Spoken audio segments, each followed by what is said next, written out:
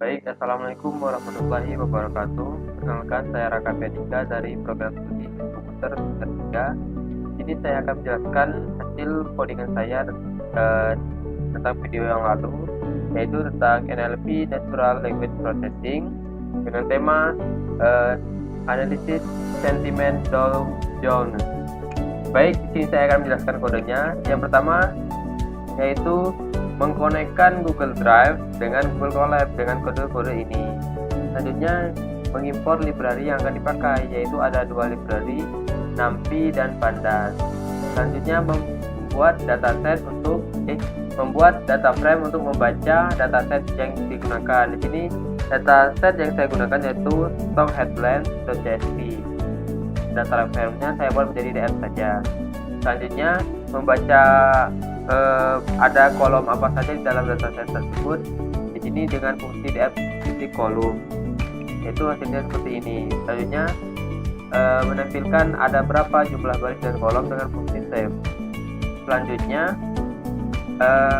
menampilkan 3 baris pertama dengan fungsi df_head.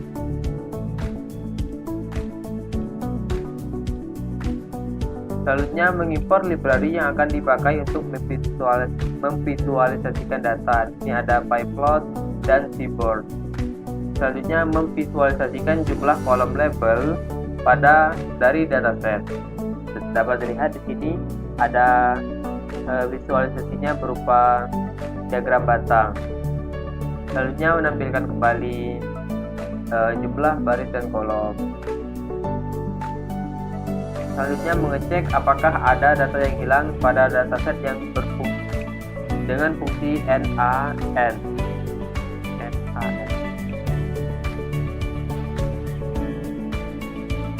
Selanjutnya menghapus baris yang mengandung nilai 0 dari data frame dan menampilkan sisa jumlah kolom dan baris. Dapat dilihat sisanya menjadi 4098 dan 27, sedangkan tadi 4101. Selanjutnya membuat salinan independen dari data frame dan menciptakan data frame baru dengan berisi data frame yang sama, namun perubahan yang dilakukan tidak akan mengubah data frame aslinya. Selanjutnya mereset indeks dari data frame df_copy dengan parameter isPlaceTrue.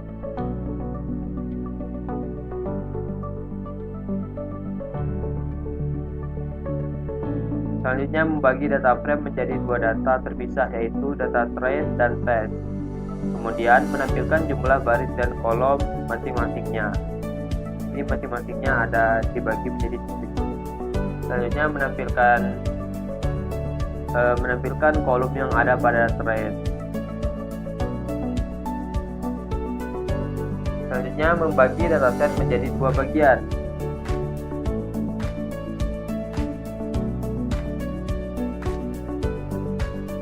Yaitu set pelatihan atau train dan set pengujian atau test. Pada baris pertama kolom label dipisahkan ke dalam variabel y_train dan y_test untuk set pelatihan dan set pengujian, sedangkan kolom lainnya dipisahkan ke dalam train dan test menggunakan metode ilog.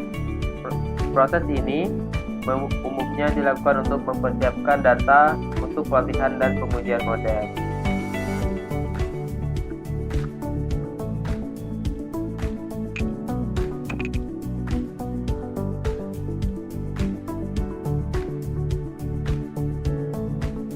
Selanjutnya mengimpor library untuk melakukan pemrosesan natural language pada kumpulan data tertentu. Kemudian mengganti karakter yang tidak diinginkan dalam setiap sel di data frame train dan test. Pada baris pertama, karakter yang tidak termasuk dalam rentang huruf A sampai Z dan A sampai Z diganti dengan spasi kosong dan pada setiap sel di data frame train. Baris kedua melakukan hal yang sama pada setiap sel di data frame test.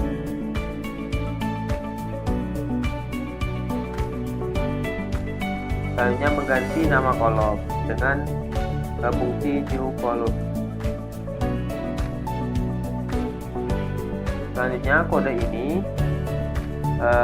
digunakan untuk mengonversi nilai dalam kolom-kolom tertentu dari huruf besar ke huruf kecil di dalam data frame train dan set. Proses ini dilakukan untuk menggunakan metode strlower pada kolom-kolom yang disimpan dalam variabel new column. Dan metode ini digunakan untuk mengonversi setiap nilai dalam kolom menjadi huruf kecil.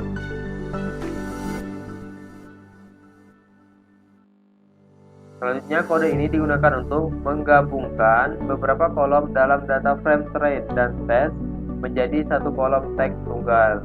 Proses ini dilakukan untuk menggunakan metode join pada setiap baris data frame. Selanjutnya, menampilkan data baris pertama dari train, kemudian menampilkan data baris pertama dari headline, dari test. Selanjutnya, kode ini untuk melakukan tokenisasi penghapusan kata-kata penghubung dan stemming pada teks berita untuk mempersiapkan sebagai korpus teks yang akan digunakan dalam analisis lebih lanjut atau dalam membangun model bahasa alami.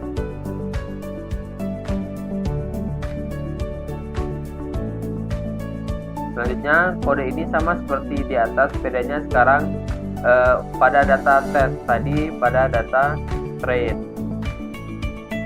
Kemudian mengakses 10 elemen pertama dari list train corpus. Ini sama mengakses 10 list pertama dari elemen list test.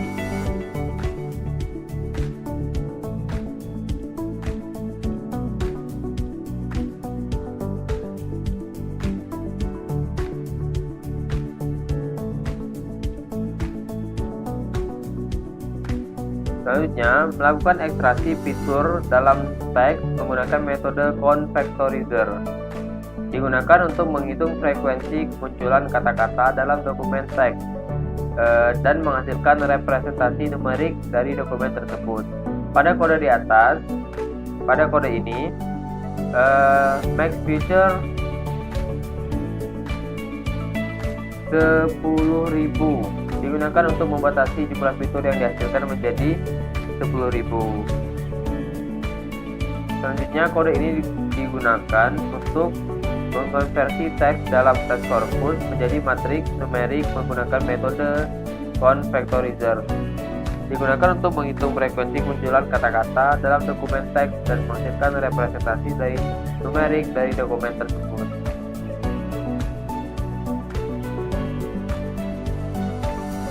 Selanjutnya, kode ini digunakan untuk melatih model klasifikasi algoritma regresi logistik. Setelah model dilatih, model dapat digunakan untuk melakukan prediksi pada data pengujian dengan menggunakan metode predik.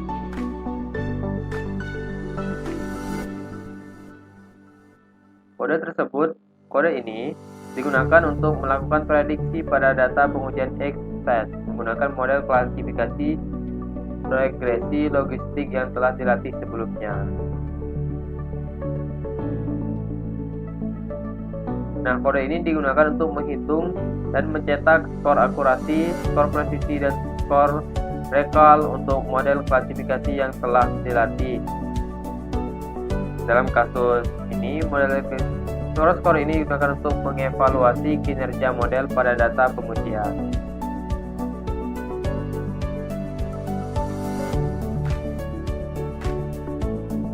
Nah, kode ini digunakan menggunakan fungsi confusion matrix dari library scalar matrix untuk menghitung matriks kebingungan atau confusion matrix. Berdasarkan prediksi model klasifikasi terhadap data pengujian, matriks kebingungan adalah tabel yang umum digunakan untuk mengevaluasi kinerja model klasifikasi. Nah, kode ini untuk menampilkan hasil dari confusion matrix di atas. Selanjutnya, memvisualisasikan lagi datanya dalam bentuk memvisualisasikan data confusion matrix dalam bentuk diagram seperti ini.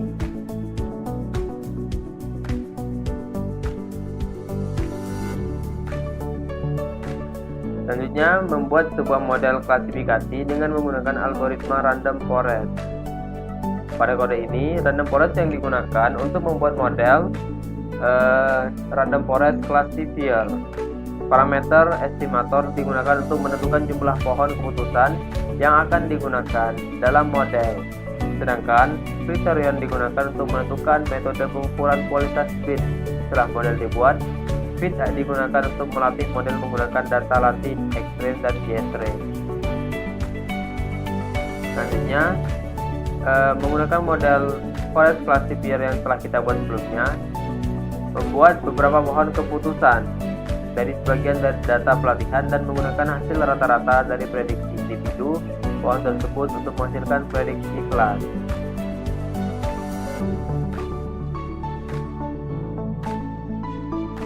Selanjutnya, menghitung dan mencetak skor akurasi, presisi, dan rekal untuk model klasifikasi, khususnya random forest classifier. Skor ini adalah metrik umum yang digunakan untuk mengevaluasi performa model klasifikasi.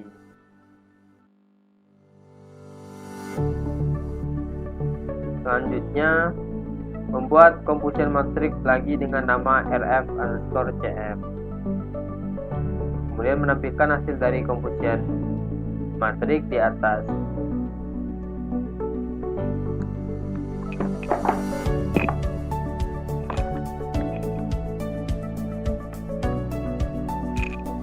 Selanjutnya, memvisualisasikan lagi data tersebut dalam bentuk computation matrix. Dapat lihat hasilnya seperti ini.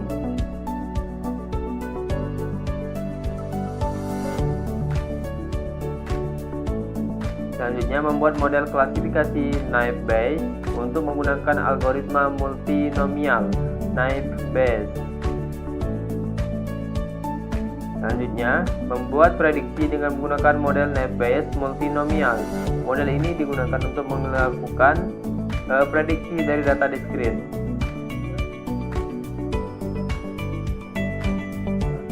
Selanjutnya, menghitung dan mencetak skor akurasi, presisi, dan rekal lagi untuk model klasifikasi naive Bayes multinomial. Selanjutnya, membuat computation matrix lagi dengan nama nb_cm. nb_cm. Kemudian menampilkan hasil dari computation matrix di atas. Selanjutnya, memvisualisasikan ke dalam bentuk diagram dengan menggunakan PLT, Pyplot, dan Seaborn.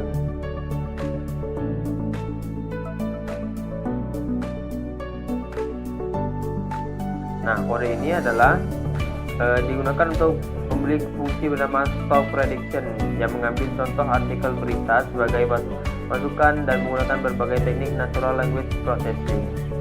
Nah, untuk memproses teks terlebih dahulu dan membuat prediksi saham berdasarkan berita yang telah diproses sebelumnya. Kemudian mengimpor library Randin untuk menghasilkan bilangan bulan. Selanjutnya, menggunakan fungsi copy untuk membuat salinan copy dari data frame yang hanya berisi data setelah tanggal 31 Desember 2014. Selanjutnya, mereset indeks dari data frame sampel test saat bekerja dengan data frame. Indeks dapat diubah atau direset untuk memenuhi kebutuhan analisis data.